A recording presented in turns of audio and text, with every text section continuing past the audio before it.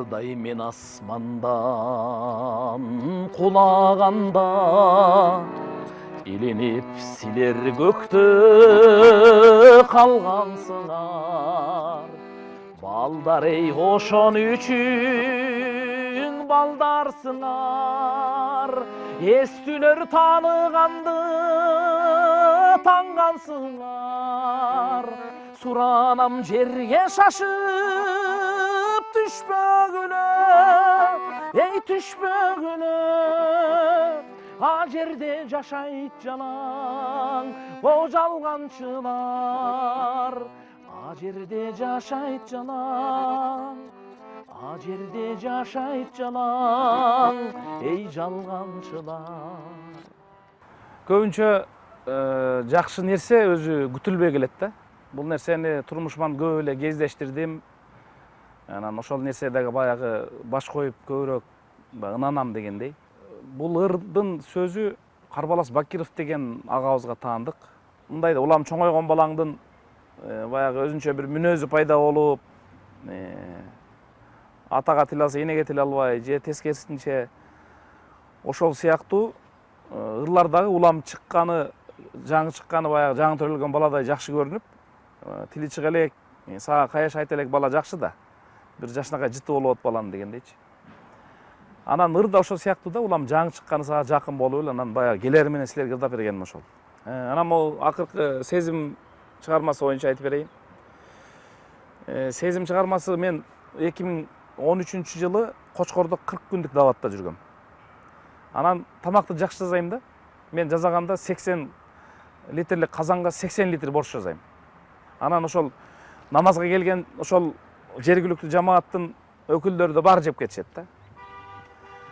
Анан тамак жазып атып, мен Амир сап ошол 40 күнүн ичинде бир 6-7 жолу кызматка койду да, тамак жасап, баягы төшөктөрдү жыйып, үйпүй жыйнагангачы. Үйпүй эмес, мечит жыйнайбыз да. Анан бүгүн мен сени эстедим деп эле кыңылдап жүрдүм бир жумадай. Анан сени эстедим деген сөзгө бир күнү эле себептерин деген сөз уйгаш келип калды. Жолуксам айтып берем себептерин деп ушул 2 сап. Анан ошол аяктаганча эми ал жерде ырдап кыңылдап отурганга убакыт жок да. Андай шарты да жок да даваттынчы. Ошондо кыңылдап жүрдүм ичимен, анан ошо бир куплети толугу менен даяр болду. Огону дагы, сөзү дагы. Анан кийин 2-3 куплетин жазыш үчүн баягы эчкилер туур мезгилде мындай жай издеп калат го, бекинип, жашынып, бирөө карап турса кызганат экен да. Ошентип анан жай издеп Бөкөнбай Боркеев деген үйүнө барсам, 39-жылкы сөрү бар экен эшиктин алдында. Жыгачтан жасалган, алды бир 30 жылдан бери тазалана элек алды. Ошол жерим аябай жакты да. Анан ошол жерде кечке чейин отуруп, аялы борщ жасап, өзү болсо улам daarатка, кумганга daarатка суу даярдап. Анан Бөкөнбай Боркеев менен учурашсаң башкача жооп берет. Ассаламу алейкум десең, атаңбайын деп ушинтип сөгүп жооп берет. Али калат да.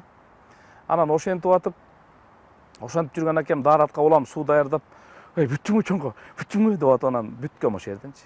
Бул сезим деген көзгө көрүнбөгөн нерсе да, адамдын ички жан дүйнөсүндө, кыялында ойногон нерсе да.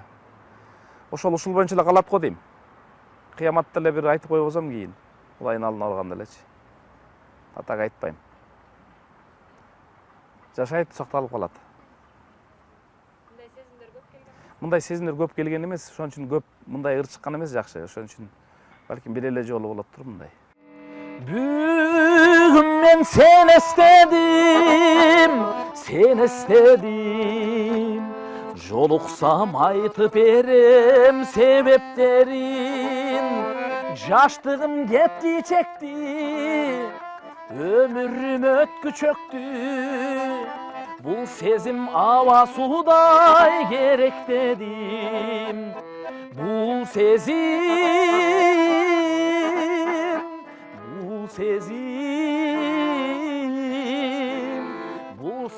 аба суудай керектедим. Бул сезим аба суудай керектедим. мен абдан мындай устачылыкка кызыгам. Үйдө ошол эркекке тийиштүү, анан курулуш тармагына тийиштүү эмне болсо баардыгын өзүм бүтүрөм. Баягы жигитке 70 өнөр аздык кылат деп кыргыз эл бекер айтпайт. Андан сырткары деле башка иштерди кылам. Жалаң эле баягы цемент куйган эмес. Жана евро деген нерсени, бир кылайган нерсени жасап коюшуп, бир кымбат нерсени алган жерлерди, мына жер 1 квадрат метри $27 болот дегендерди мен 2 сомго эле өзүм жасап коем, 2 эле сомгочу. Иши кылып бардык иштерди. Эмне болсо бардык иштерди. Кафелди деле кое берем. Анан кээде ойлоп калам, эгер чыгармачыл адам болбогондо бир жерде кирпич куюп деле, бир жерде устачылык кылып деле оокат кылмак экенмин деп анан мындай берген өнөрүнө шүгүр кылып калам көп учурда. Атам ырматылык айтчу, сенин көзүң ойлуу депчи. Мисалы, аялыма мен 2 жыл костюмдун топчусун эме кадат албай койгом. 2 жыл. Баягы костюм, азыр ошол костюм дагы эле турат, топчусу кыйылып турат да үйдө. Ал аялым аябай мыкты чыкпадыбы, кесипте баарын эл журт билет го. Анан топчу кадамак тургай, жанагы машинанын баягы отургучуна жабдууларды сатат го базарда. Мен ошону колум менен тегем. Зерикпейм, сонун кылып тигип, азыр барып машинадан тартып алсаңар болот. Сонун кылып тигип, анан болгон эле баягы машинага тигет го, электр менен иштеген. Ошого барып эле эме жүргүзүп коем болду, жип менен. Калган сонун кылып өзүм тигем. Андай материал менен, мисалы, андай чыт чүпөрөктөр менен, мисалы, базарда жок андай. Мындай баалуучу. Эптеп эле бир Кытай немесин эле тигип берип коет. Анда салып аласың, анан айрылып калат. Ошол сыяктуу да, мисалы. Топчу кадагандан баштап, эмне десем. Боз үйдү деле тиге берем. Ушул көзүмө көрүнгөн эмне иш болсо баарын кыла берем. Анан акыркы жылдары мына биз аранжировка деген нерседен аябай аксайбыз да. Анан эмен айтпаса. Тиги досторум чалып калат да. Анан эмне кылып атам айтчы деп койсом, сен же компот жазып атасың, же жарма жазып атасың, же цемент куюп атасың, же аранжировка кылып атасың, же аккордеон ойноп атасың, же ыр жаттап атасың, же дагы бирдеке кылып атасың дейт да. Эмени жарманы жакшы жасайм. Казанга. Компот. Мисалы, иш кылардын алдында бир казан жарма жасап коем, анан холодильникке муздатып бир 10 литрдей. Андан кийин компот жасап дагы 10 литрдей коюп коем, анан суу саган мезгилде ошолорду иче берем. Анан дагы иш кылып атып казанга бир тамак азып коем, тамак быша берет. Анан анча-мынча өкүл балдар келип калат да, жардам бергенчи. Тамагыңыз бышып калдыбы? Ымай деп эле таң кала беришет. Качан жагып бердиң? Анан колуман от да жакшы күйөт. Мен эс алсам кыйналып кетем. Мен эс алып эле жатсам кыйналып, денем батпай, айтып атпайм, энергиям абдан көп. Батпайм да. Анан иш кылып эле мына тер десем эле бүттү, жыргал жашоо. Мага эс алыш ошол да. Анан эмеге да барам, бокска да барам. Тойдо жакалагандар көбөйүп кетип, анан бокска бара баштадым 2 жылдан беричи. Айка да барам. Айка барып дагы бир жанагы 4-5 артист бар, чогуу бир 5 километр чуркайбыз. Анан залга кирип, андан кийин 2-3 саат машыгабыз. Андан кийин барып дагы анан аранжировка жазып, андан кийин да эртең менен туруп кайра иш кылам. Кудай таала энергияны абдан көп берген да. Менин апам ушундай киши. Азыр 76да булкулдап турат. Булкулдап турат. Талды жулуп алайын дейт. Айла жок, нары тамырлары калыңыраак да. Кыйбасым кыйындыкта бирге болдуң, ысыкка бирге күйүп, бирге тоңдуң. Бакыбат ушул күнгө, эй узак жашап, убайын көрсөң экен, урматын көрсөң экен, ошолордун. Мага өзү аялдан айткан эмес Кудай таала. Мен муну дайыма мойнума алам да. Балким алымдардын мындай бир топ бөлүгү айтат да. Аялдын бул дүйнөдө көрсөткөн азабы дейт, тозоктун азабы менен барабар. Көп адамдар аялы начар чыгып калып бул дүйнөдө тозоктон кутулат экен да, бул дүйнөдө элечи. Анан тияка барып кыйналып жүрбөйчү. Анан жакшы аялы барлар сүйүнбөй эле коюшсун деп айткан да. Үй бүлө деген маселе бар да. Үй турат, бүлө жөнүндө мен мындай азыр айткым келбейт. Себеби ал жакшы гана огондо баягы жар салбай эле өзү эле билине турган нерсе да. Жаш аял алып эле анан бактылуу болуп кеткендерди деле көрө элекмин. Өзү Адамча жашы 30 жашка чейин эле да. Мындай дүйнө менен ишиң жок, бала чака менен ишиң жок, тигин алам, муну алам деген менен ишиң жок, 30 жашка чейин адамча жашайт экенсиң. 45 жашка чейин эшекче жашоо экен. Азыр мен 43-төмүн, дагы 2 жылдык эшек жашоом калды да, 2 жылдык. Баягы эшекче иштеп, тияң бияңды салып, чогултуп, анан кыйналат экенсиң. 45-тен 55 жашка чейин ит жашоо экен. Кайтарасың баягы тапкан ташканыңчы, үрүп. Тиги казанды киргизип кой, тигин бетин жаап, мындай кыл, тигиндей кыл депчи, үйдү култадыңбы деп атып ушинтип. Анан 55 жаштан 65 жашка чейин эркек үчүн маймыл жашоо экен. Маймыл бир дарактан бир даракка секире берет го. Эркек адам 65-те бул үйүнөн тигил үйгө батпай калат экен. Тиги аялы үй жыйнап келаткан болсо, эми кокус, келиндери жок болупчу. Өт жанака желмеңиз дей албай. Дейт экен байкуш тиги көзү көрбөй эле кести кармап алган. Тигил үйгө өтөт. Анан буякты тазалап барып, анан тигил үйгө барса аякта отурган болот, бүтүпчү. Жоголчаның жанака желмеңиз дей албай дейт. Анан бияка өтөт, себеби 65 эркектер сурап өтүп кетет, эчтекеге жарабай калат. Иш кыла албайт. Түзүктө сүйлөп бере албайт, ачылып-чачылыпчы. Анан 70 жаш эркек үчүн түрмө. Түрмө.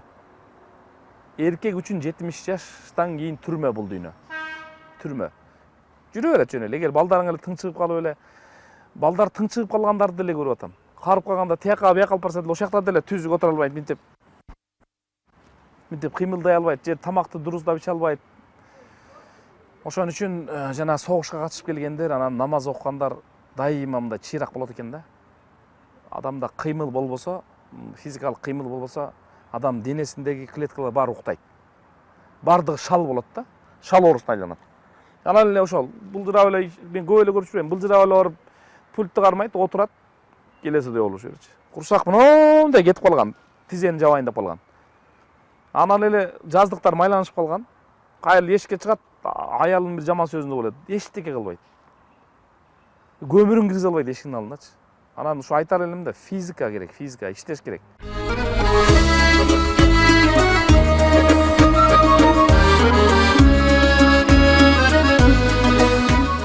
Майдачылыгым бар.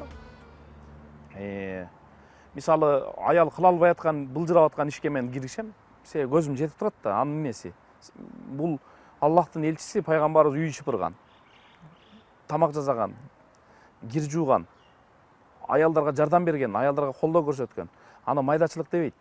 Аялдарга азыр мындай да, былжырап май идишти муздак суу менен жууп атсачы, ысык суу менен жууп коем мен. Бул майдачылык эмес. Бул деген көрөгөчтүк дейт. Көчөдө эле, мисалы, көчөдө эле менин көчөмдө бирөөчү, мусорду бешилик менен салып атса, мен барып калак менен салып берем да. Мындай бешиликке турбайт мусор. Муну мындай шыпыргы менен чогултуп калакка салып салат деп көрсөтөм да. Балким ошону менен бир сабак катары үйрөнүп алат. Майдачылык дебейт. Майдачылык деген бул мындай. Мен мисалы бир нерсени былжыратпайм, тарс-тарс чечем. Бул майдачылыкка кирбейт. Бирөө келип тойго мынча дебейсиз десе, билбейм, анан эртең чаласыз дебейм. Болуптур деп колум чак таштайм дагы болду. Базарда деле машина алганда сатканда ушундай. Мейли давай буйрусун деп эле кетип калам. Майдачылыкка кирбейт. Жанагындай майда чүйдө иштерди жазай албагандарды үйрөткөн бул майдачылык. Бирок пайдачылыгы бар да. Эй жанамдар, эрендер, бектер жана берендер, эл баштаган кемеңгер, мейли бакыр, мейли батыр, мен кыргызмын дегендер. Мотивдин манерлалары жагат мага аябайчы. Аны көп киши жакшы көрөт, бирок болгону мындай да. Баягы ала көдөн да. Алакш десе, кээ бирөө далга чапкыласа, кээде чапкылабаса деле кете берет да. Анан билбейм, андай характер менде да бар. Кээде мактай бергенде ишенип кетем, чын эле окшойт депчи. Мен деле ошондой, бирөөнүн өзүмдүкүн бербей эле кээ бир убакта бир бакылдап атып, анан үйгө барып, жалгыз отурганда, жана туура айтты да, Майрамбек акмак, жана туура айтып атат депчи өзүм мойнума алам да. Ошондой мүнөз дагы жакшы, мойнуңа алып койгончу. Анан өзүңдүн жеп аткан наныңды мен жуткан жокмун деген адамдар бар да.